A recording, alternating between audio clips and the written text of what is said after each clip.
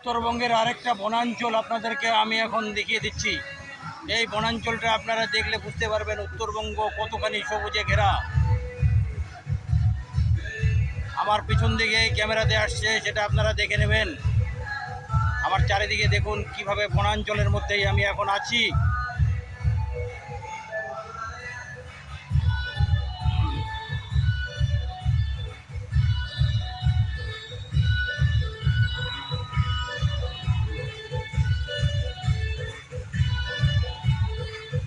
একজন জেলে সেই জঙ্গলের ভিতর দিয়ে তার মাছ রাখার হাঁড়ি এবং জাল নিয়ে পথ ধরেছে। আমিও তার পেছন পেছন চললাম। দেখলাম যে এই জঙ্গলে ঢুকতে আর কোনো ভয় নেই। উনি সামনে সামনে যাচ্ছে, আমিও পিছন পিছন চলে যাচ্ছি। কারণ অপরিচিত একটা জায়গায় হুট করে ঢোকাটা তো সম্ভব নয়। তাই ওনারও পিছন পিছন আমিও যাচ্ছি। উনি সম্ভবত যাচ্ছে হয়তো নদীতে মাছ ধরার জন্য। সামনে কোনো হয়তো নদী রয়েছে। আমিও পিছন পিছন ওই জঙ্গলটার মধ্যে প্রবেশ করলাম। দেখুন কত সুন্দর গাছপালা, পেছনে রয়েছে বাঁশ, সবুজ, চারিদিকে সবুজে ঘেরা, এত সুন্দর লাগছে। আমিও তার পিছন পিছন জঙ্গলে প্রবেশ করলাম। সেও যাচ্ছে, কিন্তু কিছু দূর জঙ্গলের ভিতরে যাওয়ার পরে সেই মৎস্যজীবী আমার চোখের সামনে থেকে উধাও হয়ে গেল। তাকে আর দেখতে পেলাম না। সে কোথায় চলে গেল আর খুঁজে পেলাম না।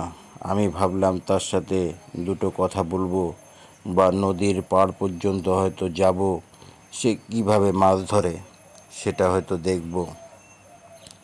কিন্তু তাকে আর খুঁজে পেলাম না। তারপরেই আমি সামনে দাঁড়িয়েই কিছু পরিমাণ সবুজ দৃশ্যের ভিডিও করে দিলাম আপনাদেরকে দেখাবার জন্য। কারণ এই সমস্ত জিনিস চোখের সামনে পড়লে ক্যামেরাবন্দি না করে আর পারা যায় না। কারণ ভিডিও করাটা আমাদের একটা নেশার মধ্যে পড়ে গেছে আমরা যারা ক্রিয়েটার। এই দেখুন সেই রাস্তাটা চলে গেছে ভিতরে, কিন্তু সেই মৎস্যজীবী উধাও হয়ে গেল নিমিষের মধ্যে সেই জঙ্গলে কোথায় ঢুকে গেল আর তাকে কিন্তু খুঁজে পেলাম না। তাই বেশি টাইম আর সেই জঙ্গলে থাকলাম না, বেরিয়ে এলাম। যতখানি সম্ভব ততখানি ভিডিও করেছি। এবার আপনারা ভিডিওটা দেখতে থাকুন, ভালো লাগবে দেখে। চারিদিকে সবুজ বড় বড় গাছ, তার নিচে রয়েছে নানা রকম ফুলের গাছ। ফুলের গাছ কোত্থেকে সেখানে এলো সেটাই বুঝতে পারলাম না। বাঁশ গাছগুলো খুব দেখতে সুন্দর।